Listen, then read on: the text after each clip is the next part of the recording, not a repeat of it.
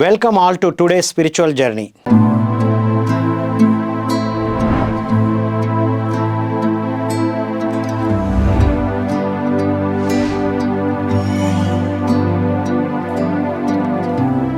ఎంతోమంది ధ్యాన సాధనతో, స్వాధ్యాయంతో, సజ్జన సాంగత్యంతో, పత్రిజీ సాంగత్యంలో మాస్టర్లుగా ఎదిగిన వారి ఆధ్యాత్మిక ప్రయాణాన్ని మనం తెలుసుకుంటున్నాం.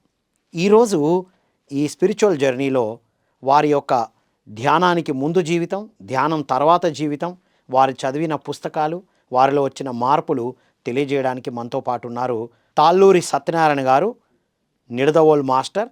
వారితో మాట్లాడి వారి ఆధ్యాత్మిక ప్రయాణాన్ని తెలుసుకుందాం. నమస్కారం సార్. నమస్కారం. మీ గురించి, మీ కుటుంబం గురించి చెప్పండి సార్. నా పేరు తాళ్ళూరి సత్యనారాయణ. పసివాగల్ అనే గ్రామం నుంచి వచ్చాను. తూర్పుగోదావరి జిల్లాలో ఒక గ్రామం అది.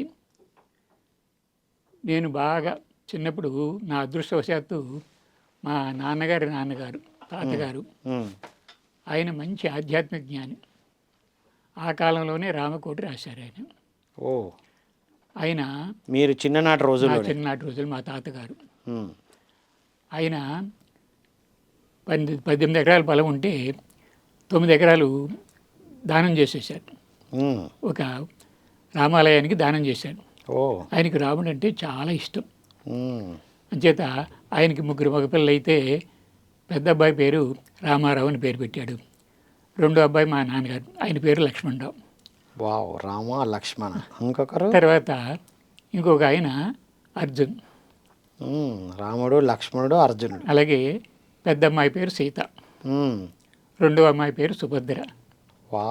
అలా ఆయన ఆధ్యాత్మికత అంతా తన పిల్లలకి పేర్లు పెట్టి చక్కగా అలా పిలుచుకుంటా ఉండేది. మీ మొత్తం ఫ్యామిలీ అంతా ఆధ్యాత్మికతని చూస్తూ ఉండే. సో ఆధ్యాత్మిక బీజాలు చిన్ననాటి నుండే ఉన్నాయి మీలో. వచ్చాయి. ఓకే. ఇంకొకటి ఏంటంటే మా నాన్నగారు ఇల్లరికం వచ్చారు. అంటే మేనత్త కూతుర్నే చేసుకున్నారు. మా అమ్మగారి నాన్నగారికి మగపిల్లలు లేరు. అంచేత మా నాన్నగారి మేనల్లుడు అయితే రెండో అమ్మాయిని ఇచ్చి పెళ్లి చేసి ఇల్లరికం తెచ్చుకున్నాడు. నేను వారి సంతానం. నేను ఓకే. మా అమ్మ పేరు లక్ష్మీదేవి, మా నాన్నగారి పేరు లక్ష్మణరావు. రైట్. మీరు ఎంతమంది సార్? మేము 3 మగపిల్లలు, ఒక అమ్మాయి. నేను పెద్దవాడిని. నాకు మా గ్రామంలో నా చిన్నప్పుడు అంటే 5వ సంవత్సరంలోనే మా ఇల్లు ధ్వజస్తంభానికి పక్కనే ఇల్లు. ధ్వజస్తంభం రాముల వారి లేదు, ధ్వజస్తంభం అండి. అది ఊరికి సెంటర్గా పిలుచుకునేవారు. ఊరికి సెంటర్ ధ్వజస్తంభం. అక్కడికి ప్రతి సంవత్సరం వేసవి సెలవులు హరిదాస్ గారు వచ్చేవారు. 40 రోజులు హరికథ చెప్పేవారు. ఓకే. చెప్పి వాళ్ళు మా ఇంటి దగ్గరే ఉండటంతో మా అరుగు మీద కూర్చుంటే ఆ శబ్దం నాకు వినపడుతూ ఉండేది. అప్పుడు కరెంట్ లేదు, పెట్రోమాక్స్ లైట్ తోటి వెలిగించుకుని ఆయన చెప్తూ ఉండేవారు. ఇదంతా ఏ సంవత్సరంలో సార్? Almost all 1950. 1950లో. మీరు ఏ వయసులో ఉన్నారు అప్పుడు? అప్పుడు నాకు 5 ఏళ్ళు 6 ఏళ్ళు. అక్కడ అలా వరుసగా ఒక 10 ఏళ్ళు అలాగా భాగవతులు వచ్చి చెప్తూ ఉండేవారు.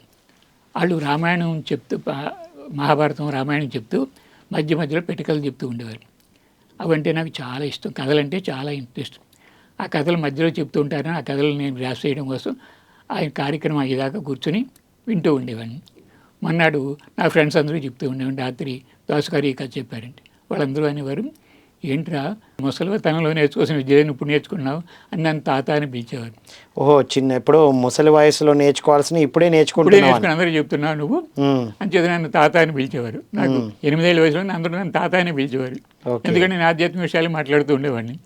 అంచేది వాళ్ళు ఆధ్యాత్మిక విషయాలు ముసలి మాట్లాడతారని నన్ను తాత అని పిలుచుకుంటారు. ఆధ్యాత్మిక బీజాలు అప్పటి నుంచి పడ్డాయి. మరి ఇంత ఆధ్యాత్మిక కుటుంబం నుంచి వచ్చిన మీకు పిరమిడ్ ధ్యానం ఎప్పుడు ఎలా పరిచయం అయింది సార్? నాకు 2005లో పిరమిడ్ ధ్యాన పరిచయం అయింది. అంతకుముందు ఏం చేస్తూ ఉండేవాడంటే నేను ఇండియన్ ఫిలాసఫీ మీద మాస్టర్ డిగ్రీ తీసుకున్నాను 1967లో. నాకు కొంచెం ఫిలాసఫీ అంటే ఇంట్రెస్ట్. అంతకుముందు ఏమైందంటే నేను 64-67లో నేను రాజమండ్రిలో కాలేజీలో చదువుకున్నప్పుడు మా మేనమామ గారి ఇంటికాడ చదువుకునేవాడిని. ఆయనకి ఆధ్యాత్మిక పుస్తకాలు ఆయన దగ్గర ఎన్నో ఉండేవి. అన్ని పోయిటరీ బుక్స్ ఆయన దగ్గర దాదాపు ఒక 1000 పుస్తకాలు పోయిటరీ బుక్స్ ఉండేవి. ఏమేమి చదివారు అప్పుడు ఆ రోజుల్లోనే? ఆ రోజుల్లో మొత్తం ఆల్మోస్ట్ ఆల్ రామాయణాన్ని, మహాభారతాన్ని, భాగవతాన్ని, అన్ని పొయిటరీ బుక్స్ చదువుతూ ఉండేవాడిని. రైట్. మీ మాస్టర్ డిగ్రీ అయిపోయే లోపే అవక ముందే, ముందే చదివి నేను డిగ్రీ చదువుతున్నప్పుడే అప్పుడే మీకు ఫిలాసఫీ మీద ఇంట్రెస్ట్ వచ్చింది. ఆయన ఏం చేసేవారంటే, ఆయన మంచి కవి, అద్భుతంగా పుస్తకాలు రాస్తూ ఉండేవారు. బుద్ధుడు అంటే చాలా ఇష్టం. బుద్ధుడు జాతక కథల మీద 300 పేజీలు పొయిటరీ బుక్ రాసుకొచ్చారు. ఆమ్రపాలి ఆవిడ మీద 300 పేజీలు పొయిటరీ బుక్ రాసుకొచ్చారు. తీర్షరక్షిత, అశోకుడు భార్య తీష్య, ఆ తీర్షరక్షిత మీద 300 పేజీలు పొయిటరీ బుక్ రాసుకొచ్చారు. సీటుగా పనిచేసేవారు రాజమండ్రిలో. ఆయన 9:30కి ఆఫీస్ నుంచి వచ్చిన తర్వాత నీ చదువు పూర్తి అయిందిరా అబ్బాయి అని అడుగుతూ ఉండేవాడు. అయిపోయింది మావయ్య, నాకు కొంచెం సాయం చేస్తాను, చేసి పెడతాను. ఆయన పడుకుని వాళ్ళకొచ్చిలో పడుకుని పద్యాలు చెప్తూ ఉండేవారు. అలవోగ్గా చెప్పేస్తూ ఉండేవారు. నన్ను రాయమనేవారు. రోజుకి ఒక 70-80 పద్యాలు అలా అలవోగ్గా చెప్పేస్తూ ఉండేవారు. మీరు 70-80 రాసేవారా? రాసేవాడిని. చెప్పేవాళ్ళు సులువే కానీ రాయడమే కదా. రాస్తూ ఉండేవాడిని. అలా 3 గంటలు పట్టేసింది. ఓకే. ఆయన 9 గంటలు పడితే 12 గంటల దాకా రాస్తూ ఉండేవాడిని. అలాగే ఆయన చెప్తూనే రాయడం. అలాగే శ్రీనారాయణ రెడ్డి గారు పరిచయం అయ్యారు. శ్రీనారాయణ రెడ్డి గారు, సినారే గారు. ఆయన పుస్తకాలు, ఆయన ఒక పత్రిక రన్ చేస్తూ ఉండేవాడు. ఆయన హిందీ ప్రచారక సభకు అధ్యక్షుడిగా ఉండేవాడు సౌత్ ఇండియన్కి. ఆయన ఒక మ్యాగజైన్ రన్ చేస్తూ ఉంటే దానికి మా మామగారు దానికి పద్యాలు రాసి పంపిస్తూ ఉండేవారు. ఆయన హిందీలోనా? తెలుగు హిందీ అంటే రెండింటికి ప్రచారం. ప్రచారం లిటరేచర్ మీద హిందీ తెలుగు. ఓకే. అప్పుడు ఆయన ఎన్నో కవితలు రాసి పంపిస్తూ ఉండేవారు నారాయణ రెడ్డి గారు. ఆయన రాజమండ్రి వస్తున్నప్పుడు మా మామగారి దగ్గర ఉండేవారు. ఆయన అనేవారు, మీరు కలిసారా? కలిశాను. వారితో సాంగత్యం చేశారా? చేశాను. వావ్. ఆయన అనేవారు, మీ మేనమామ ఇన్ని పద్యాలు రాస్తుంటే మా మేనలుడు అండి, నేను రాస్తుంటే ఆయన నేను చెప్తుంటే ఇప్పుడు రాస్తూ ఉంటాడని చెప్తూ ఉండేవారు. అప్పుడు మరి మీ మేనమామ దగ్గర ఇంత నేర్చుకున్నారు కదా, ఆయన చెప్తుంటే మరి మీరేం రాశారు అని అడుగుతూ ఉండేవారు. ఓకే. అదే సార్ నాకు రాయడం తెలియదు, ఊరికి ఆయన చెప్తుంటే రాస్తున్నాను, చదువుకుంటున్నాను. అలా కాదు, ఆయన దగ్గర ఉన్నప్పుడు నేర్చుకోవాలి రాయడం. ఆయన అలవోగ్గా చెప్తుంటే కనీసం రోజుకు పద్యమైనా రాయలేవా అని ఆ పట్టుదలతో కొన్ని పద్యాలు రాయడం నేర్చుకున్నాను.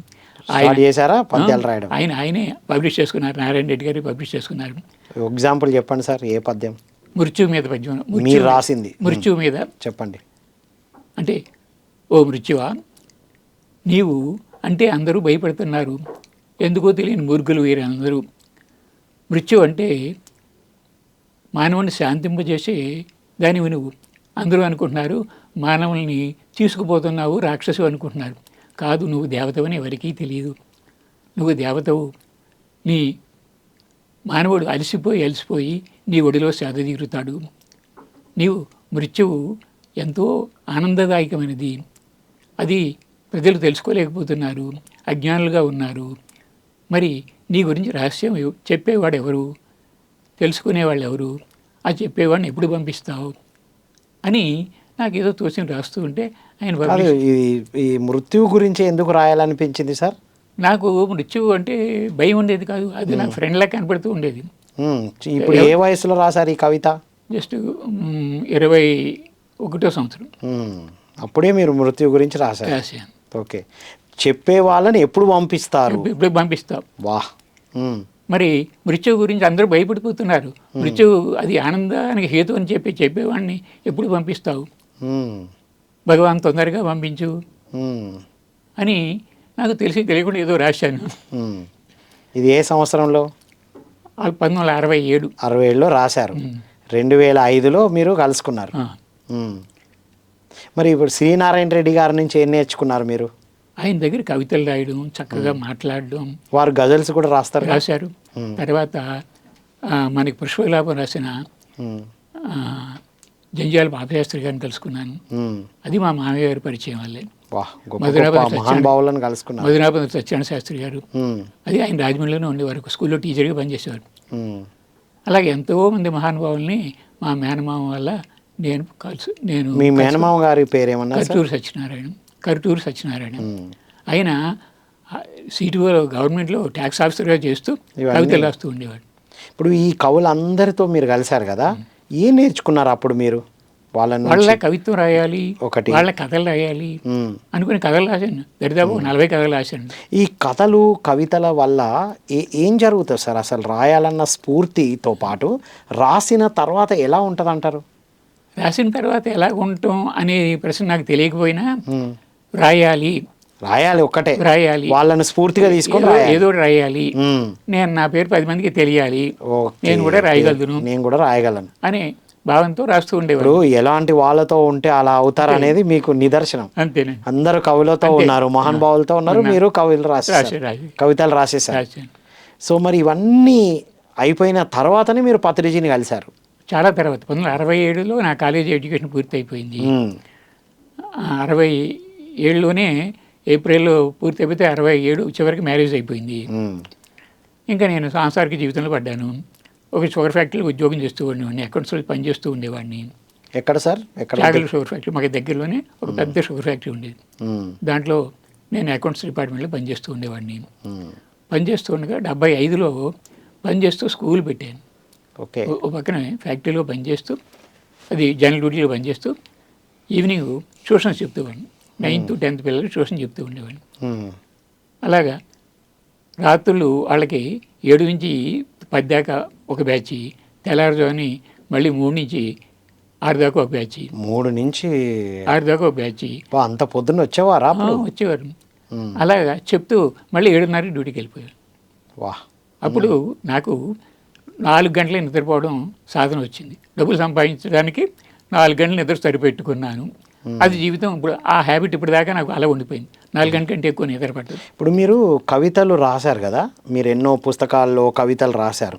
వాటి వల్ల ఆర్థికంగా ఏమైనా ఎదుగుదల ఉందా సార్? ఆర్థికంగా నాకు ఆర్థికంగా కాదు, నా పేరు కోసం రాసుకున్నాను. అంతే. 10 మంది వాటి వల్ల ఏమి అంటే కొద్ది కొద్దిగా పారితోషికాలు ఇచ్చేవాడు, కొంచెం, వచ్చేవాడు. పారితోషికం కాదు, 10 మందికి తెలుస్తాను నేను. అంతే. కాలేజీలో ఉన్న అందరూ కవి అని పిలిచేవారు. కవి గారు వస్తున్నారు రైట్. అని కవి అని పిలిచేవారు. పెద్ద కవి, చిన్న కవి. నా క్లాస్మేట్ కూడా ఉండేవాడు. నేను 5 కథలు వేస్తే ఆయన 3 కథలు వేసేవాడు. నన్ను పెద్ద కవి అనేవారు, ఆయన చిన్న కవి అనేవారు. ఇద్దరు కవులే. సో ఇదంతా జరిగింది సార్. మరి ఇప్పుడు ఇక మీ జీవితం సాగుతుంది, మ్యారేడ్ లైఫ్ అయిపోయింది. మరి ధ్యానం, పిరమిడ్ ధ్యానంలోకి ఎందుకు రావాల్సి వచ్చింది? ఎలా రావాల్సి వచ్చింది? పిరమిడ్ ధ్యానంలో నేను అనుకోకుండా వచ్చాను. నాకు ఆధ్యాత్మికత అంటే చాలా ఇష్టం. భక్తి యోగంలో ఉంటా ఉండేవాడిని. ఆ భక్తి యోగంలో నేను నేర్చుకున్నది 10 మందికి చెప్పాలి అని ఒక తపన. రైట్. ఆ తపనతోటి నేను నేర్చుకున్న భాగవతాన్ని, రామాయణాన్ని, భారతాన్ని చెప్తూ ఉండేవాడిని.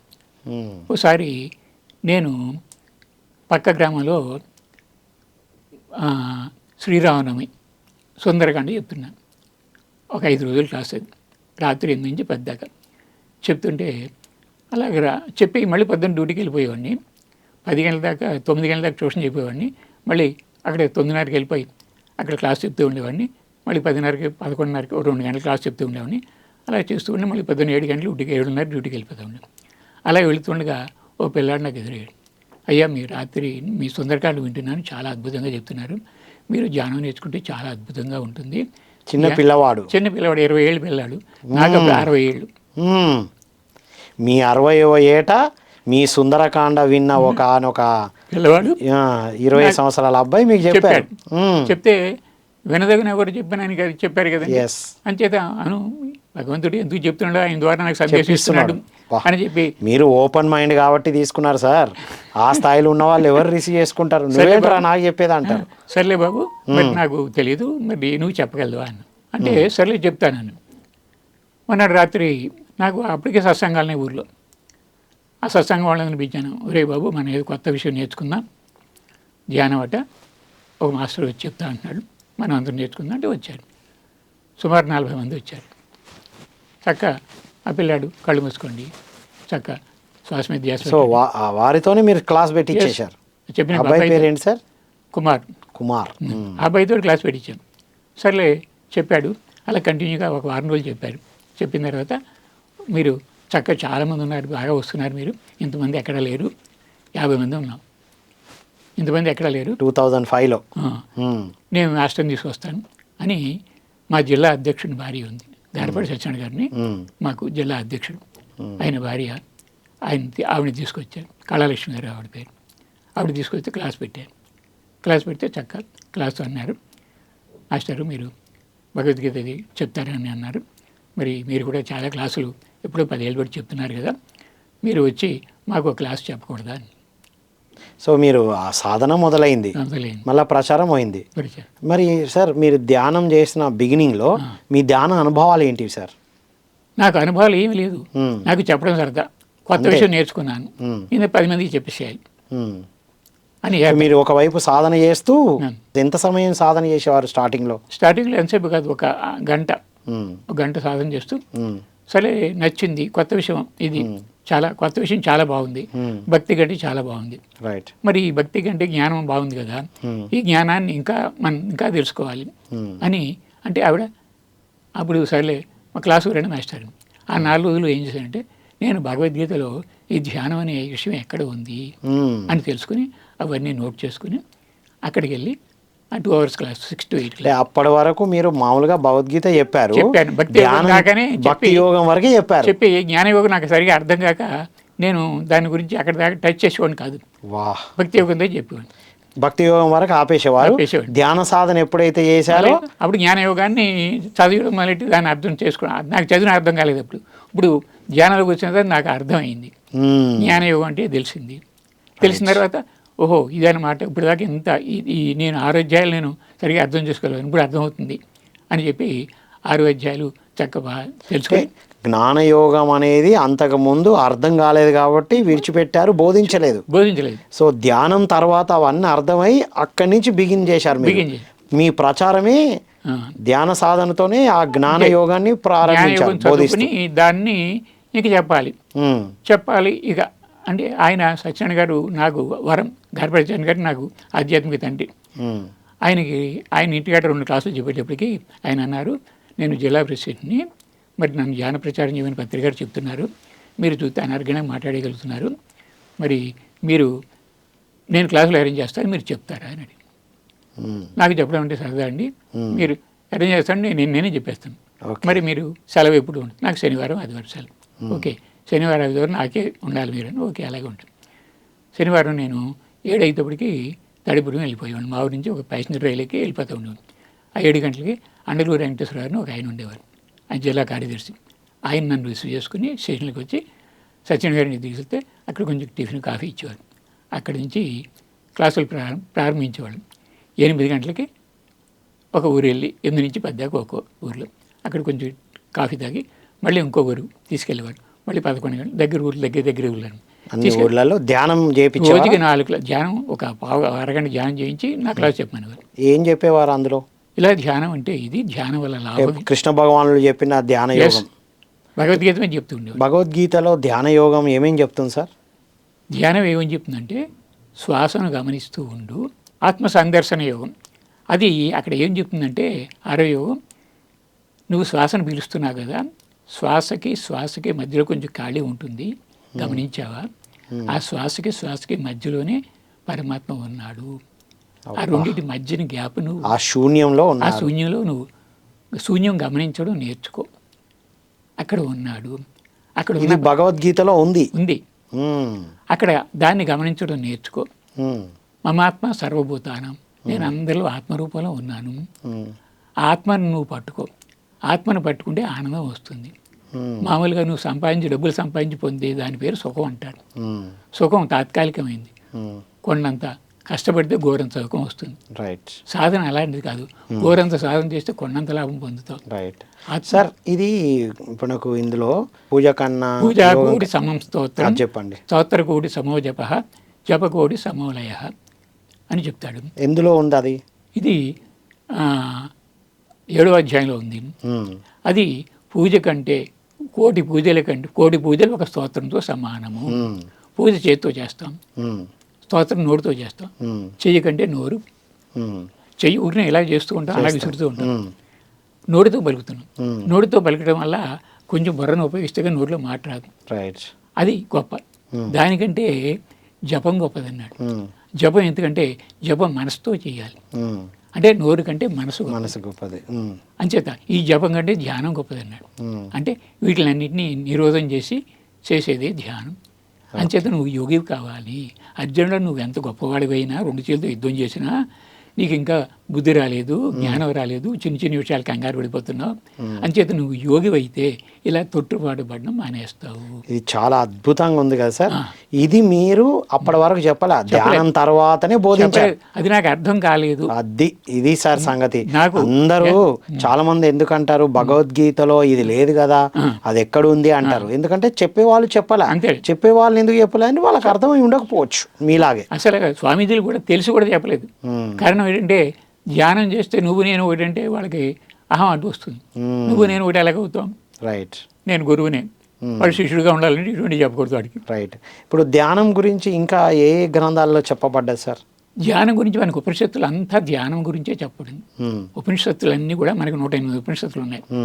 దాంట్లో శంకరాచార్యులు అన్నారు, దశోపనిషత్తులు చదవండి, 108 మీరు చదవడం మీకు వల్ల కాదు, ఈ దశోపనిషత్తులో మొత్తం సారం అంతా ఉంది అని దశోపనిషత్తులు చెప్పాడు. ఓకే. ఆ దశోపనిషత్తుల్లో అన్నిట్లో ఆత్మజ్ఞానం తప్ప ఆ అసలు ఉపనిషత్తులు అంటే ఒక ఋషి తను ఆత్మజ్ఞానం నేర్చుకున్న తర్వాత తన దగ్గరికి వచ్చిన శిష్యులందరికీ కూడా ఆత్మజ్ఞానాన్ని తాను నేర్చుకున్న పద్ధతిని చెప్పారు. ఒక్కొక్క ఋషి ఒక్కొక్క పద్ధతిలో ఆత్మజ్ఞానం పొందారు. అంచేత ఆ పద్ధతి వాళ్ళ దగ్గరికి వచ్చిన వాళ్ళే చెప్పారు. చక్కగా వాళ్ళు ఋషులు అక్కడే ఆశ్రమం పెట్టుకుని అక్కడే ఉండేవారు. వాళ్ళ దగ్గరికి వెళ్ళిన వాళ్ళకి వీడికి ఆత్మజ్ఞానం తెలుసుకోవడానికి అర్హత ఉందా లేదని పరీక్షించి అప్పుడు చెప్పేవారు. అర్హత లేకపోతే చెప్పేవారు కాదు. అర్హత లేకపోతే చెప్పేవారు కాదు. అర్హతను చూసేవారు ఆ రోజు. కొంత సర్వీస్ చేయమనేవారు. పత్రిజీ దగ్గరకు వచ్చినాక మీకు ఏం అర్థమైంది? ఇదంతా ఇక్కడ పత్రిజీ దగ్గర అదంతా విన్నారు, చదివారు, ఎట్లుంటారు గురువులు మహర్షులు. పత్రిజీని మీరు కలిసిన తర్వాత ఏమనిపించింది? అర్హత అక్కర్లేదు, నేను చెప్తాను, వాడు పట్టుకుంటాడు, వాడు సులువైన మార్గం చెప్తే చాలు. రైట్. అంతేగాని ఆడికి కష్టతరమైన పద్ధతి చెప్తే చేయలేడు. సామాన్యుడు వాడి పని వాడు చేసుకుంటూ, వాడి డ్యూటీ వాడు చేసుకుంటూ, వాడి సంసారం వాడు చేసుకుంటూ, వాడు చేసే పని నేను బోధిస్తాను, వాడు సులువుగా చేసే పని నేను బోధిస్తానని చెప్పి ఆయన గ్రహించాడు. సామాన్యుడు అతి సామాన్యుడు కూడా ఆచరించే మార్గాన్ని ఏమీ లేదు. శ్వాస ఉందని అందరూ తెలుసు, శ్వాస ఆడుతుంది, శ్వాస లేకపోతే నేను చచ్చిపోతాను, శ్వాస ముఖ్యమని తెలుసు, శ్వాసనే లోనికి వెళుతుంది, ప్రత్యక్షం జరుగుతుంది, కానీ గమనించడం అనేది తెలియలేదు. అది గమనించు అన్నారు అంతే. నీలో సహజంగా శ్వాస జరుగుతుంది, దాన్ని గమనించు అన్నారు. అది గమనిస్తే చక్క ఆత్మజ్ఞానం పొందుతా ఉన్నారు. సార్ సార్ని కలిశారు. ఇప్పుడు మీరు ఎంతోమంది కవులను, సి నారాయణ రెడ్డి లాంటి కవులను కలిశారు, మహానుభావులను కలిశారు, ఎన్నో అద్భుతమైన గ్రంథాలు చదివారు. పత్రిజీని కలిసిన తర్వాతనే ఫస్ట్ వారిని చూడగానే మీకు ఏ భావన కలిగింది? వారి నుంచి మీరు ఏమేమి విషయాలు నేర్చుకున్నారు? పత్రిజీని చూసి ఎన్నో విషయాలు, అస్సలు ఎలాగా మాట్లాడాలి, ఎలాగా ప్రజలతోటి ట్యాకిల్ కావాలి, మనం బోధన ఎంత సరళంగా చేయాలి, నీకు ఎంత జ్ఞానం ఉన్నా సరళంగా బోధిస్తేనే వాడికి తెలుస్తుంది. నీ జ్ఞానాన్ని ప్రదర్శన చేస్తే వాడికి ఏమి తెలియదు, ఏదో బాగా చెప్పాడు నాకు తెలియదు అనుకుంటాడు. అలా కాదు, నువ్వు ఎంత చిన్ని అలతే పదాలతో ఎలా చెప్పాలి, అన్ని లక్ష పుస్తకాలు చదివిన ఆయన చెప్తుంటే అస్సలు ఏమి అక్షర జ్ఞానం లేనివాడు కూడా అర్థం ఎలా చెప్తున్నాడు. అది జ్ఞానం అంటే అది. అంతేగాని ఆడికున్న ఆ కవిత్వాన్ని, వాడికి ఉన్న నాలెడ్జ్ని ప్రదర్శించడం, మాట్లాడడం కాదు. సామాన్య భాషలో వాడు నేర్చుకున్న జ్ఞానం అంతా సామాన్య భాషలో ప్రజలకు అందించగలిగిన వాడే నిజమైన జ్ఞాని. అక్కడ మీరు తెలుసుకున్నారు సార్ నుండి. ఇప్పుడు సార్ని చూడగానే మీకు ఏమనిపించింది సార్? సార్ రూపము, హావభావాలు, ఎంతోమందిని చూశారు కదా మీరు. ఎంతోమందిని చూసిన ఆయన చూసేటప్పటికి ఈయనే నాకు సద్గురువు, ఈయనలో ఏదో ఒక అట్రాక్షన్ ఉంది. ధ్యానం అంటే ఆయన చెప్పిన మార్గాన్ని చూశాను, చాలా అద్భుతంగా ఉంది. మీరు ఆల్రెడీ చదివాను. ప్లస్ ఆయన వచ్చేటప్పటికి, ఆయన కలుసుకునేటప్పటికి నేను 100 క్లాసులు చెప్పేస్తున్నాను ధ్యానం గురించి. మీరు కలిసేటప్పటికే క్లాసులు చెప్పేస్తున్నాను. ఏమన్నారు మిమ్మల్ని ఫస్ట్ టైం సార్ చూడగానే? మిమ్మల్ని గారు నన్ను చూడగానే మొదట ఆయన గార్బేడ్ సత్యనారాయణ గారు నాకు ఆయన పరిచయం చేశారంటే, ఈయన ధ్యానం గురించి ప్రచారం చేస్తూ ఉపనిషత్తులకు ధ్యానం చెప్తున్నాడు, భగవద్గీత ధ్యానం చెప్తున్నాడు, మన ధ్యానాన్ని గురించి అలా టూకీగా చెప్పి ఉపనిషత్తులు ధ్యానం, భగవద్గీత ధ్యానం గురించి ఎక్కువ చెప్తున్నాడు, కానీ ప్రజలు చాలా అట్రాక్ట్ అవుతున్నారు అని చెప్తే, ఓహో అలాగా అన్నారు. అలాగని, ఒరే బాబు నాకు భగవద్గీత అంటే అసలు తెలియదు, నాకు చాలా డౌట్స్ ఉన్నాయి భగవద్గీత మీద, నేను మరి ప్రశ్నలు కొంచెం నేను నా డౌట్స్ అన్నీ అడుగుతాను చెప్తాను. మీకు అన్నీ తెలుసు, మీరు విమర్శి, మీ పుస్తకాలు చదివాను, మీకు అపారమైన జ్ఞానం ఉంది, ఏదో నేను శిష్యుడిని, మీరు గురువు, నాకు నాలెడ్జ్ ఎంత ఉందో ప్రశ్నించండి, తెలియకపోతే నేర్చుకుంటాను. ఓకే అడగండి. ఆయన చక్కగా 15 ప్రశ్నలు అడిగారు. 15 ప్రశ్నలు అడిగితే ఊరికే 15 నిమిషాలు ఒక్కొక్క నిమిషానికి ఒక్కొక్క ప్రశ్న. ఏమడిగారు? భగవద్గీత అంటే ఏమిటి, అర్జునుడు ఎవరు, అసలు ఎందుకు బోధించాడు భగవద్గీత, అర్జునుడికి ఎందుకు అలా దుఃఖం వచ్చింది, జ్ఞానయోగం అంటే ఏంటి, క్షేత్రం అంటే ఏమిటి, క్షేత్రజ్ఞుడు అంటే ఎవరు, ఆత్మ అంటే ఏమిటి, అది నీలో ఉందా, నువ్వు తెలుసుకున్నావా అని ఆయనకి గవ్వ 15 ప్రశ్నలు వేశారు. నేను చెప్పాను. శభాష్ అన్నారు. బాగా చెప్పారు మీరు. చెప్పి ఆయన అన్నారు, ఒరే ఇక నువ్వు భగవద్గీత ధ్యానమే చెప్పు, నువ్వు మిగతా అలా చెప్పేవాళ్ళు నాకు చాలామంది మాస్టర్స్ ఉన్నారు, నువ్వు భగవద్గీత ఉపనిషత్తులు బేస్ చేసుకుంటేనే చెప్పు, నీ జీవిత లక్ష్యం ఇదే, రైట్, నువ్వు ఇలాగే చెప్పన్నారు. సార్ మీరు ఎన్నో గ్రంథాలు చదివారు, అంతకు ముందు కూడా బోధిస్తూ వస్తారు, ధ్యానం తర్వాత బోధించారు. మరి ముందు చదివి బోధించారు, ధ్యానంలోకి వచ్చిన తర్వాత ధ్యానం సాధన చేసి అర్థం చేసుకున్నది బోధించారు, పత్రిజీతో మాట్లాడిన తర్వాత పత్రి సార్ దగ్గర ఈ ఆన్సర్స్ చెప్పిన తర్వాత మీ బోధనల్లో మీలో ఎలాంటి మార్పులు చూశారు మీరు? అప్పుడు దాకా నేను భక్తి, పరమాత్మ భక్తి కలిగి ఉండాలి, ఆయన్ని పూజించాలి, సహాయం మనకి ఆపద వచ్చినప్పుడు ఆయన్ని మనం అడగాలి, నన్ను రక్షించమని అడగాలి అని చెప్తూ ఉండేవాడిని. ఇప్పుడు పత్రి సారు స్పీచెస్ బుక్స్ చదివిన తర్వాత కర్మ సరి చేసుకోవాలి, ముందు అహింసతో ఉండాలి, నువ్వు హింస చేసావంటే హింసే వస్తుంది, పూజ చేసినా హింస, నువ్వు చేసిన దానికి ప్రతిఫలం వస్తుంది, ముందు నీ కర్మ సరి చేసుకో. అంటే ఇప్పుడు కర్మను సరి చేసుకోకుండా కృష్ణ భగవాన్ల వారి విగ్రహానికి పూజ చేస్తే ఏమీ లాభం లేదు. అది ఫలితం నీకు కర్మ, నువ్వు ఎంత పూజ చేసినా నువ్వు చేసిన పని బట్టే ఫలితము. భగవంతుడు ఒక జడ్జి లాంటి వాడే, ఏ పని చేస్తే ఆ ఫలితం వస్తుంది, చేసే పనిని బట్టి ఫలితం వస్తుంది. సేవ చెయ్యాలి, నేర్చుకున్నది బోధించాలి. నేను పిచ్చోడు అనుకునేవారు అందరూ, నేర్చుకున్నది బోధిస్తున్నాడు, వీడికి ఏం పని లేదో అనుకుంటారేమో అనుకునేవాడు నేను. అయినా సరే ఈయన చెప్పింది కరెక్టే, నేర్చుకున్నది బోధించమంటున్నాడు కదా, నేను అదే పని చేస్తున్నాను కదా, అక్కడ కన్ఫర్మ్ అయింది, ఇది తప్పు కాదు. ఇది ఆడే ఎదురోడు పిచ్చోడు అనుకుంటే నాకే, ఎదురోడు ఆడే పని లేక ఊరెట్టు తిరుగుతున్నాడు అనుకుంటే నాకే, నేను మంచి పనే చేస్తున్నాను, గురువు గారు చెప్పిన పని నేను చేస్తున్నాను అని అనిపించింది.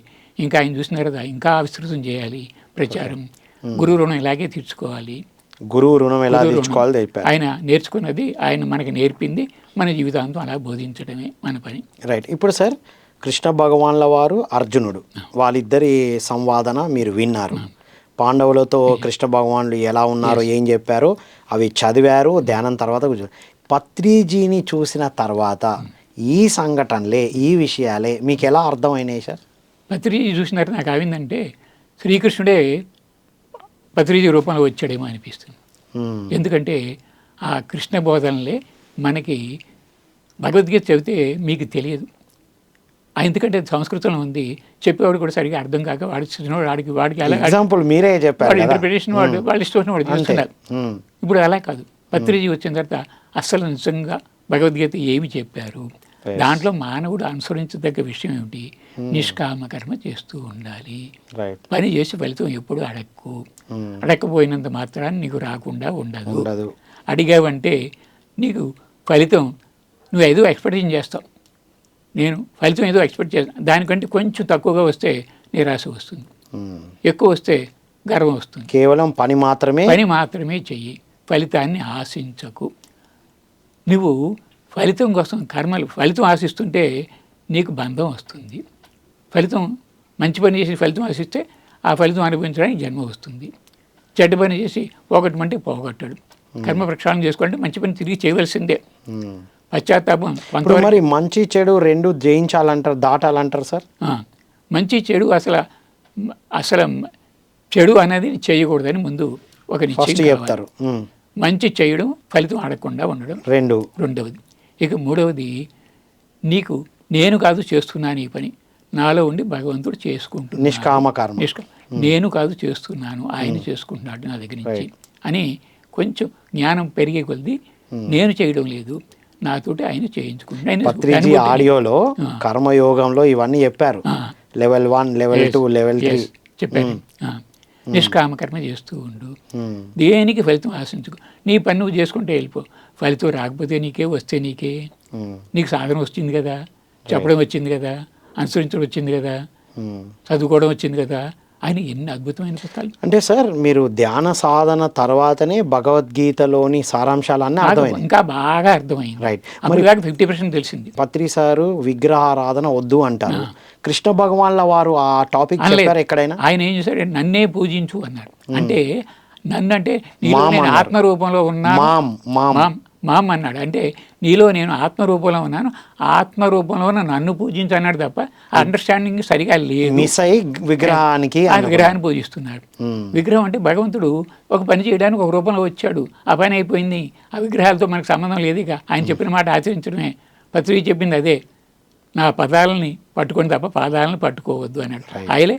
ఆయన విగ్రహం, కృష్ణ విగ్రహాన్ని కాదు పట్టుకోవడం, కృష్ణుడు చెప్పిన బోధను చక్కగా విని భగవద్గీతలో మనకి ఏం బోధించాడు అది నేను ఆచరిస్తున్నాను లేదని చెక్ చేసుకోవాలి. ఊరికే చదివేస్తున్నారు, పారాయణం చేస్తున్నారు, నాకు భగవద్గీత అంతా వచ్చేసింది, పారాయణం చేస్తున్నాను, పుణ్యం వస్తున్నారు. భగవద్గీత పారాయణం చేస్తున్నారు, భగవద్గీతను అర్థం చేసుకొని ఆచరించాలి. పారాయణం వల్ల కొద్ది పుణ్యం వస్తే రావచ్చు, కానీ మోక్షం రాదు. మోక్షం రాదు, పుణ్యం వస్తుంది. పుణ్యం వస్తుంది. పుణ్యం సార్ పుణ్యము పాపము రెండు, ఇప్పుడు పాపమేమో ఇనుప సంఖ్యలు అయితే పుణ్యము బంగారు సంఖ్యలు అంటారుగా. రెండో జన్మ ఇస్తున్నాయి కదా, మీరు పుణ్యం చేసిన అనుభవించడానికి జన్మ ఎత్తాలి కదా. జన్మ ఎత్తితే మొట్టమొదటి మీరు అనుభవించవలసిన తల్లి గర్భంలో మలమూత్రాలు 9 నెలలు ఉండాలి కదా, అది నరకమే కదా. బయటకు వచ్చిన తర్వాత ఎన్నో కష్టాలు పడాలి కదా, శిశువుగా కష్టాలు పడాలి, వృద్ధాప్యం కష్టపడాలి, రోగంతో కష్టపడాలి, మళ్ళీ ఇదంతా సైకిల్ ని ఫేస్ చేయాలి. అలాగే నిరంతరం తెలియక మంచి కర్మ చేస్తే బాగుంటుంది. ఇప్పుడు ఏం చేయాలి, పుణ్యము పాపము బ్యాలెన్స్ చేసుకోవడానికి ఏం చేయాలని మీరు నేర్చుకున్నారు పత్రిజీ నుండి? ఈ పనిని ఒక యజ్ఞంగా మార్చుకుని, యజ్ఞంగా మార్చుకుని. యజ్ఞం అంటే నువ్వు చేసే పని నీకు కాదు అందరికీ ఉపయోగపడాలి. అది అప్పుడు రెండు బ్యాలెన్స్ అయితే నీకు ఉపయోగపడుతుంది, కానీ అది ఎక్కువగా అందరికీ ఉపయోగపడి నువ్వు చేస్తూ ఉండాలి. లోక కళ్యాణం కోసం చేస్తే మన కళ్యాణం ఆటోమేటిక్గా జరుగుతుంది. నిరూపించారు కదా, మనం ఉన్నాం కదా, లోకంలో కూడా మనం ఉన్నాం కదా. వాళ్ళలో నేను భాగాన్ని, మీరు ఆనందంగా ఉంటే నేను ఆనందంగానే ఉంటాను. రైట్. మీరు నేను ఆనందం చేసి అనుకుంటే నన్ను మీరు మీ వల్ల నేను ఆనందం పొందండి, అంతకన్నా ఆనందం. Yes sir, exactly. పత్రిజీ పుస్తకాలు అన్నీ చదివారు కదా సార్, అందులో మీకు బాగా స్ఫూర్తినిచ్చినది ఏంటి పత్రిజీ పుస్తకాల్లో? ధ్యాన మార్గం అనే పుస్తకం నాకు స్ఫూర్తినిచ్చింది. ధ్యానం ఎలా చేయాలి, ఆ ధ్యాన మార్గం అని చాలా సింపుల్గా, అస్సలు లేమెన్ 2వ క్లాస్ 3వ క్లాస్ చదువుకున్నవాడు అసలు చదువు రానని కూడా మనకి చెప్తే అది అండర్స్టాండ్ అయిపోతుంది. రైట్. ఇంకా ఏ పుస్తకాలు ఇంకా స్ఫూర్తి? ఇంకా ఆయన పుస్తకాలన్నీ కూడా సరి అయిన ఆలోచన, సరి అయిన దృక్పథం, సంకల్పం ఏమిటి అని అని చిన్న చిన్న పుస్తకాలు, సంకల్ప శక్తి, ఎన్నో చిన్న చిన్న పుస్తకాలు. ప్రతి చిన్ని పుస్తకం ఒక ఉపనిషత్తే. ఆయన రాసిన పుస్తకాలన్నీ ఉపనిషత్తులే. సో పత్రి సార్ పుస్తకాలన్నీ ఉపనిషత్తులే, సింపుల్ గా రాసేశారు. సార్ మరి ఇప్పుడు ధ్యానంలోకి రాకముందు మీరు ఎన్నో గ్రంథాలు చదివారు, ధ్యానంలోకి వచ్చిన తర్వాత పత్రిజీ బుక్సే కాకుండా ఇంకా మన పిఎస్ఎస్ఎంలో ఉన్న పుస్తకాలు చదివారా? చాలా. ఏమేమి చదివారు సార్? ఓషో పుస్తకాలన్నీ చదివాను. ఓషో, అందులో మీకు బాగా స్ఫూర్తినిచ్చింది ఏంటి? మహిళ. ఏమంటారు సార్ దాంట్లో? అసలు మహిళలకు మనం స్వాతంత్రం ఇవ్వడం లేదు, మహిళలు నీచభావంతో చూస్తున్నాము. పురుషుడు ఎంతమంది స్త్రీలైనా వివాహం చేసుకోవచ్చు అంటున్నారు. వాళ్ళేమో బానిసలుగా చేసేసాం. నువ్వు ఎలా ఆలోచించడానికి వీల్లేదు. అసలు కొన్నాళ్ళు మనకి సతీ సగమనం చేశాడు. భర్త చనిపోతే భార్య కూడా దాంతో స్థితి మీద దహనం చేశాడట. రాజారామ్మోహన్ రావు లాంటి మహానుభావులు వచ్చి ఇది తప్పు, మరి ఏ స్త్రీ కూడా మనలాంటిదే కదా, స్త్రీ చచ్చిపోతే మరి పురుషుడు అలా చనిపోతున్నాడా, సగమనం ఎవడం చేస్తున్నాడా, వాళ్ళు కూడా మానవులే కదా. పురుషుడు చనిపోతే మాత్రం స్త్రీ చనిపోవాలి, స్త్రీ చనిపోతే మాత్రం పురుషుడు చనిపోలేదు. సో వీటన్నిటికీ ఆధ్యాత్మిక కోణాన్ని సరైన జ్ఞానం లేకపోవడం, భార్య కూడా నాలాంటిదే అని తెలుసుకోలేకపోవడమే. రైట్. సమానంగా ఉండాలి అని చెప్పారు. నేను చెప్తున్నది భార్య ఉంటుంది, భార్య చెప్పింది నేను ఎందుకు అనకూడదు, అది మనం వినాలి కదా. సో ఇది గురువురాలు నడిస్తే కదా బండి సరిగ్గా నడిచేది. Yes sir. అంటే మనకు పత్రిజీ ఆధ్యాత్మికత ప్రాపంచికత ఎలా చెప్పారో భార్యాభర్తలు కూడా అవసరమే సార్. ఇంకా ఇంకా ఏ పుస్తకాలు బాగా స్ఫూర్తినిచ్చాయి మీకు? ఒక యోగ కదా బాగా మంచి స్ఫూర్తినిచ్చింది. ఏం నేర్చుకున్నారు దాంతో? దాంట్లో చక్కగా మనకంటే ఎంతోమంది మహానుభావులు హిమాలయాల్లో ఉన్నారు. వాళ్ళు సామాన్యులే ధ్యానం చేసి ఎన్నెన్ని అద్భుతాలు సృష్టించారు. అది ధ్యానంతో ఎన్ని అద్భుతాలు సృష్టించారు అనేది తెలుసుకున్నాం. కానీ అసలు ఎంత సామాన్యులుగా ఉన్న వాళ్ళు, చిన్న చిన్న ఉద్యోగాలు చేస్తున్న వాళ్ళు యోగులుగా మారిపోయి అసలు అసలు పరమాత్మ కూడా చేయలేని మిరకిల్స్, అసలు పరమాత్మ అక్కడే చేయగలడు ఈ మిరకిల్స్ అనుకుంటున్నాం ఇప్పటి వరకు తెలుసు. కానీ ఇప్పుడు యోగులు కూడా చేసేయగలరు, ధ్యానం చేసిన వాడు కూడా ఈ మిరకిల్స్ చేసేయగలరు అని తెలుసుకున్నాం. కానీ అది ఎలాగో అనేది ఎలాగ చేయాలనేది సరిగా ఎవరికి అర్థం కాలేదు. చదివారు బాగానే ఉంది, సామాన్యుడే ఎదుగుతున్నాడు, ఆడే ఎలాగే ఎదిగాడు అనేది తెలియదు. పత్రిక వచ్చిన తర్వాత సాధన చేస్తాడు, నువ్వు కూడా అలాగే అయిపోవచ్చు, హిమాలయ యోగులాగా నువ్వు కూడా. ఇంతమంది గురువులు ఏం సాధన చేశారో, ఎలా చేయగలుగుతున్నారో అది నీకు కూడా సాధ్యం. నువ్వు కూడా ధ్యానం నేర్చుకుంటే నువ్వు కూడా సాధ్యమే. ఇంకోటి సార్ వాళ్ళు ఉద్యోగాలు చేసుకుంటూ కూడా సాధన చేశారు అన్నారు కదా. ఇప్పుడు ఈ కవులు మీరు కలిసిన వాళ్ళందరూ కూడా అందరు పనులు సంసారంలో ఉంటూనే చేశారు. పత్రిజీ చెప్పిన సంసారంలో నిర్వాణం ఇది ఎక్కడైనా ఉపనిషత్తులో కానీ ఎక్కడైనా ఉందా సరే? ఉపనిషత్తుల్లో లేదు. ఎక్కడుంది ఇది ఇందులో? ఈ ఉపనిషత్తులో లేవు. సంసారం నిర్వాణం అని ఎక్కడా లేదు. సంసారం నిర్వాణమే లేదు. సన్యసించవలసిందే, సన్యసిస్తేనే నీకు మోక్షము అచ్చా అని చెప్పాయి తప్ప సంసారంలో నిర్వాణం లేదు. అంచేత మహారాజులు కూడా చిట్ట చివరిలో రాజుకి పిల్లలు పట్టాభిషేకం తర్వాత అడవికి వెళ్ళి వాళ్ళు కూడా సన్యాసం స్వీకరించి గురువుల దగ్గర ఉండే వాళ్ళు అలాగే అయితే తప్ప కుదరదు అనుకుని చెప్పి వాళ్ళు కూడా అడవికి వెళ్ళిపోయారు. ఓహో, అంటే పెళ్లి అయిన తర్వాత అన్ని అయిపోయిన తర్వాత వెళ్ళి అప్పుడు చేశారు. పత్రిజీ ఏమంటున్నారు మరి? మీరు ఎప్పుడు ఏ క్షణమైనా చేసేది, కుటుంబంలో ఉంటూ దేనిపైన అసలు ఊపిరంటే తెలిసిన వాళ్ళు 3 ఏళ్ల నుంచే ధ్యానం మొదలు పెట్టవచ్చు అన్నారు. 3 ఏళ్ల నుంచే అది నీకు శ్వాస జరుగుతుందని అడిగి ముందు తెప్పి శ్వాసను గమనించు అని చెప్తే వాడే యోగి అయిపోతాడు. అందరికంటే మనకంటే పిల్లలే బేగా శ్వాసను పట్టుకోగలరు. వాళ్ళ మనసు అంతా ఖాళీగా ఎంటీ మైండ్తో ఉన్నారు. సార్ మీరు భగవద్గీతలో 18 అధ్యాయాలు చదివారు, తర్వాత ఇంకా చాలా అద్భుతమైన గ్రంథాలు చదివారు. 18 ఆదర్శ సూత్రాలు అవి ఏంటి సార్? వాటిలోని విశేషాలు ఏంటి అంటే? 18 ఆదర్శ సూత్రాలు 18 అధ్యాయాలు భగవద్గీత. అది ధ్యానం చేయమన్నారు, రైట్, సజ్జన సాంగత్యం చేయమన్నారు, తర్వాత సద్గ్రంథాలు చదవమన్నారు. గ్రంథాలు చదువుతుంటేనే మీకు జ్ఞానం వస్తుంది. ధ్యానం చేస్తే కొంచెం వస్తుంది, గ్రంథం చేస్తే వాళ్ళ అనుభవాలు కూడా నీకు తెలుస్తాయి. ఇటువంటి అనుభవాలు కూడా రావచ్చు అన్నమాట అని తెలుస్తుంది. అప్పుడు దానికోసం సాధన చేస్తాడు. ఊరికి ధ్యానం సాధన చేసుకుంటే వాడికి ఎంతవరకు వెళ్ళాడో అప్పటివరకు తెలియదు. ఎక్స్పీరియన్స్ ఏదైనా వస్తే వాళ్ళ వాడికి వచ్చింది కదా ఎక్స్పీరియన్స్, నాకు వచ్చింది, ఇది కరెక్ట్ అనమాట, నేను ధ్యాన మార్గంలో ఉన్నాను అని తెలుసుకుంటారు. అంచేత ఆ పుస్తకాలు చదువుతూ ఉండేవాళ్ళు. ఆ పుస్తకాలు చదివింది నీకు మళ్ళీ అర్థం కావాలంటే ధ్యాన అనుభవాల ద్వారా అది మీరు ఎక్స్పీరియన్స్ తెచ్చుకోవచ్చు.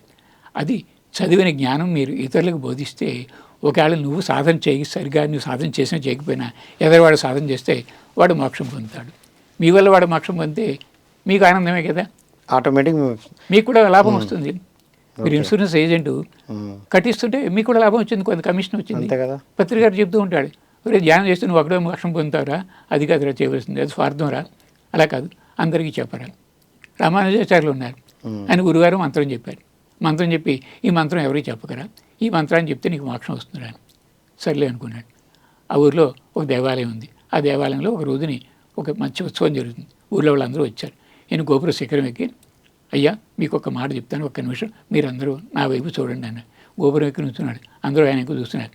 మా గురువుగారు నాకు మంత్రం చెప్పారు, ఈ మంత్రం మీరు చక్కగా పఠిస్తే మీకు మోక్షం వస్తుందట.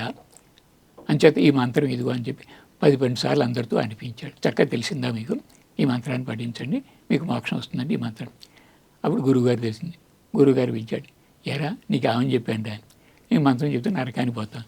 మరి ఎందుకు చెప్పారు? నేను నరకానికి పోయినా పర్వాలేదు, ఊళ్ళో వాళ్ళందరూ ఉద్ధరించబడుతున్నారు కదా, నాకు మార్గం తెలిసింది కదా, ఇంకో జన్మలో తెలుసుకుంటాను కదా, ఇంకో జన్మలో మోక్షం పొందుతాను కదా. వా, అది జ్ఞానం అంటే.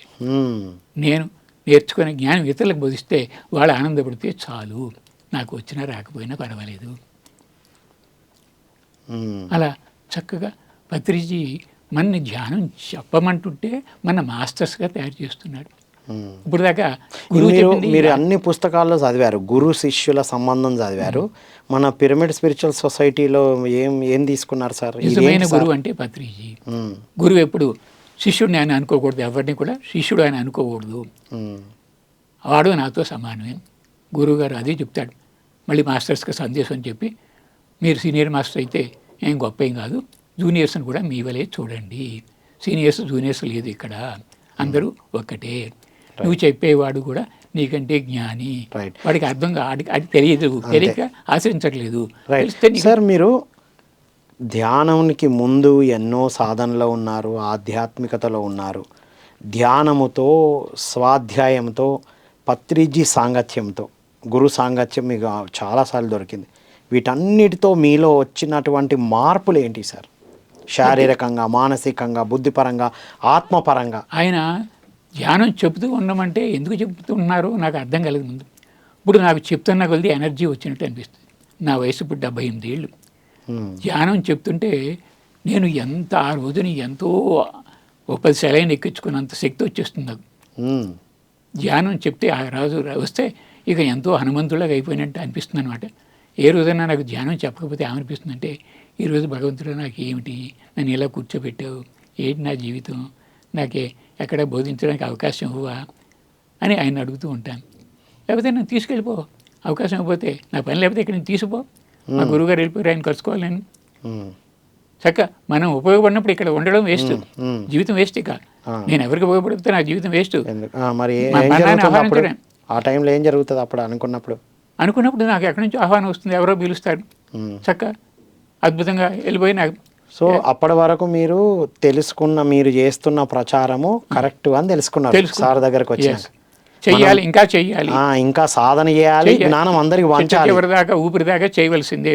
మన గురువు గారే మనకు ఆదర్శం. ఆయన ఎలాగైతే తన ఆరోగ్యాన్ని కూడా లెక్క చేయకుండా అలా సాధన చేస్తూ ఉన్నారు, చెప్తూ ఉన్నారు.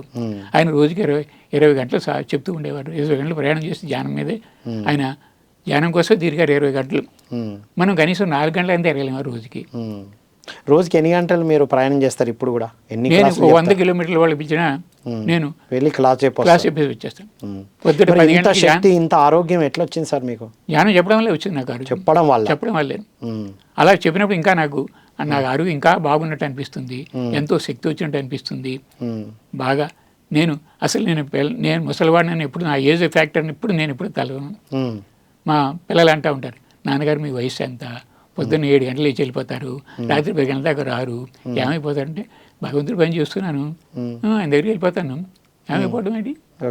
మరణం వస్తే హ్యాపీగా ఉంటుంది, జ్ఞానంతో మరణించాలి. మరణం కూడా, మీరు మరణానికి కూడా సిద్ధంగా ఉన్నారు? ఎస్, మరణమే చెప్పలేనప్పుడు మరణమే బెటరు.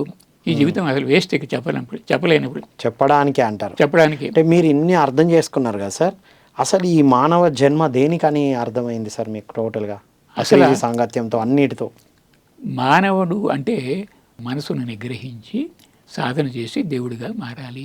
మానవ జన్మే మాధవుడిగా మారడానికి లాస్ట్ అవకాశం. మానవుడి తర్వాత మాధవుడే.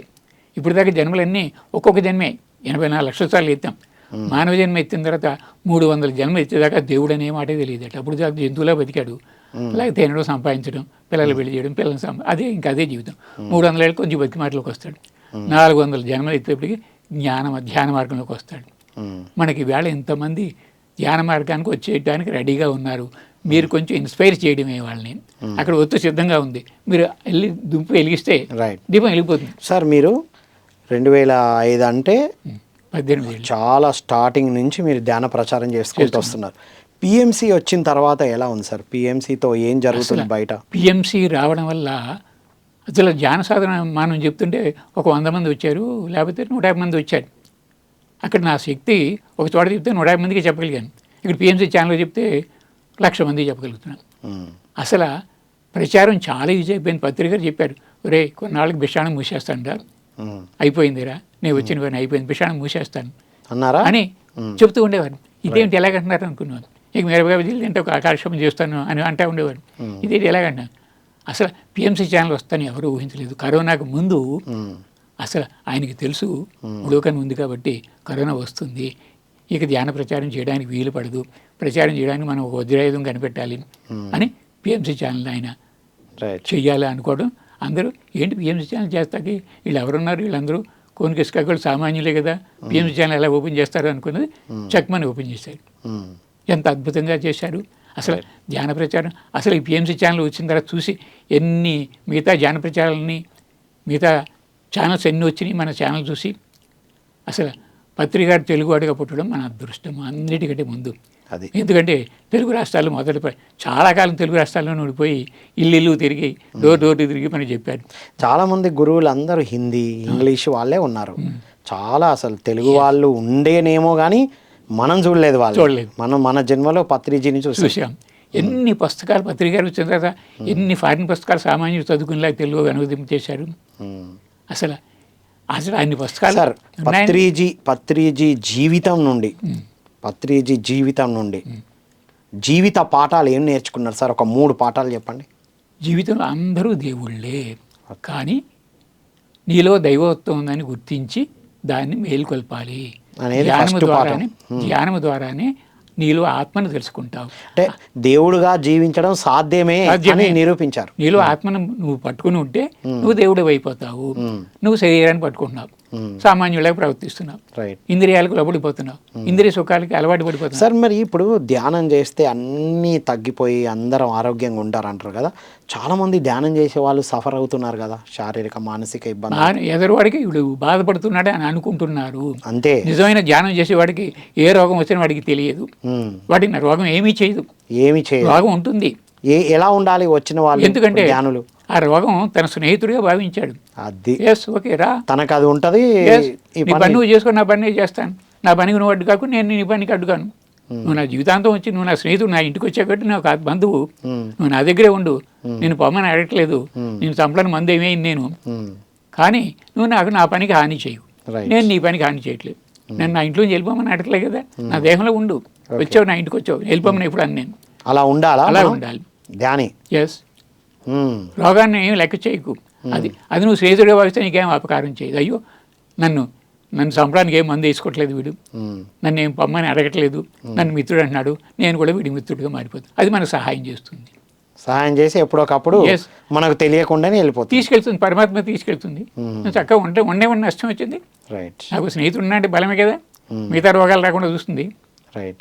సార్ ఉద్ధరేద ఆత్మనం అనేది కృష్ణ భగవాన్ల వారు చెప్పారు కదా, అప్పుడు బాగా అర్థమైందా? తర్వాత ఇప్పుడు నిన్ను నువ్వే ఉద్ధరించుకోవాలంటే ఎలాగ ఉద్ధరించుకోవాలి తెలియలే. బాగానే చెప్పారు, తెలుస్తుంది ఎలా ఉద్ధరించుకోవాలి. నువ్వే సంపాదించుకోవాలన్నారు, ఎలా సంపాదించుకోవాలి? పెద్ద నాన్న చెప్తాడు, రే నువ్వు సంపాదించుకోవాలంటే ఎలా సంపాదించుకోవాలి, ఏదో నేర్చుకోవాలి సంపాదించుకోవాలంటే, నన్ను నేను ఉద్ధరించుకోవాలంటే ఏం చేయాలి అని సరిగ్గా తెలియలేదు. అసలు బాగా చదువుకున్నవాడు కూడా తెలియలేదు, జ్ఞానం కూడా తెలియలేదు. వాళ్ళు ఏవో రకరకాల మార్గాలు చెప్పారు. ఇప్పుడు ఏం అర్థమైంది సార్? ఎలా ఆత్మను పట్టుకుంటేనే నువ్వు ఉద్ధరించబడతావు, శ్వాసను పట్టుకుంటేనే నువ్వు ఉద్ధరించు. ఆత్మ అంటే శ్వాస. దానికి ఆత్మని అన్నారు. ఇక్కడ ఆత్మే ప్రాణం అంటే శ్వాస. ఆత్మ కనబడదు కాబట్టి కనబడే రూపంలో రూపంలో చూస్తే ఆత్మను తెలుసుకుంటే ఆత్మ మనకి కనపడదు. రైట్. నీకు ఆత్మ పేరే ప్రాణం, ప్రాణం పేరే శ్వాస. దాన్ని పట్టుకోవడమే నిన్ను నువ్వు ఉద్ధరించుకోవడం, నీ ఆత్మ నువ్వు పట్టుకోవడమే. రైట్. Wonderful sir. సో చివరగా మీ జీవిత ప్రణాళిక ఏంటి సార్? నిరంతరం అలా బోధిస్తూ ఉండడమే. రోజు కొత్త పుస్తకం చదువుకోవడం, కొత్త జ్ఞానం నేర్చుకోవడం. ఇతరుల కోసం ఇప్పుడు పత్రికారు చెప్పమనడం ఎందుకన్నారంటే, ఇతరులకు చెప్పాలంటే నువ్వు పదే అదే మాట చెప్పకుండా కొత్త పుస్తకం చదువుతావు, నీకు తెలియకుండా ఆటోమేటిక్గా నువ్వు డెవలప్ అవుతావు. ఎదురు డెవలప్ అవుతావు లేదు తెలియదు, కానీ నీకు నువ్వు డెవలప్ అవుతావు. సో చెప్తూ ఉన్నప్పుడు ఇంకో కొత్త విషయం నేర్చుకుంటాం, మళ్ళీ చెప్పిన విషయాన్ని మర్చిపోకుండా ఉండడం, తెలుసుకున్న విషయం మర్చిపోకుండా ఉంటాం చెప్పడం వల్ల. ఒకటి. తర్వాత మనం నేర్చుకోవాలని కుతూహలం పెరుగుతుంది, ఇంకా కొత్త విషయం చెప్పాలి, ఇంకా మరి కొన్ని కొత్త విషయాలు చెప్పాలి, కొత్త పుస్తకాలు చదువుకుంటాం. Wonderful sir. అంటే మీరు సాధన చేస్తూ పుస్తకాలు చదువుతూ బోధిస్తూ ఉండడమే మీ టోటల్ జీవిత ప్రణాళిక. Thank you so much sir. Thank you అండి. నాకు ఈ అవకాశం కల్పించిన మీకు పిఎంసి ఛానల్ వారికి కృతజ్ఞతలు తెలియజేసుకున్నాను. ఇదండి ఈనాటి స్పిరిచువల్ జర్నీ విత్ సత్యనారాయణ గారు. విన్నాం కదా, ఎంత అద్భుతం. వారి ప్రచారమే ఉంది వారి జీవితం మొత్తం. ఎంతోమంది మహానుభావులు అయిన కవులతో సాంగత్యం చేశారు, బ్రహ్మర్షి పితామహ పత్రిజీతో సాంగత్యం చేశారు. వారు చెప్పిన హైలైట్ విషయం ఏంటంటే, భగవద్గీతలో భక్తి యోగం వరకే బోధిస్తూ ఉండేవారు, జ్ఞానయోగం అర్థం అవ్వట్లేదు అని చెప్పారు. అర్థం కాలేదు, వదిలిపెట్టాం. ధ్యానం చేస్తేనే అది అర్థమై అది బోధించడం అనేది ప్రారంభించాం. కాబట్టి మిత్రులారా, మనల్ని మనం ఉద్ధరించుకోవడం అంటే మన ఆత్మతో, అంటే మన శ్వాసతో ఉండడమే. ఏ పని చేస్తే దాన్ని అద్భుతంగా చేయడం కోసమే ఈ సాధన ఉపయోగపడుతుందని వారి జీవితం నుండి చక్కగా తెలుసుకున్నాం. కాబట్టి మిత్రులారా, మనందరం ధ్యానం చేస్తూ, ధ్యాన ప్రచారం చేస్తూ మరింత ఉన్నతంగా ఎదగాలని కోరుకుంటూ మరో కార్యక్రమంలో మళ్ళీ కలుద్దాం. అంతవరకు సెలవు. Thank you all.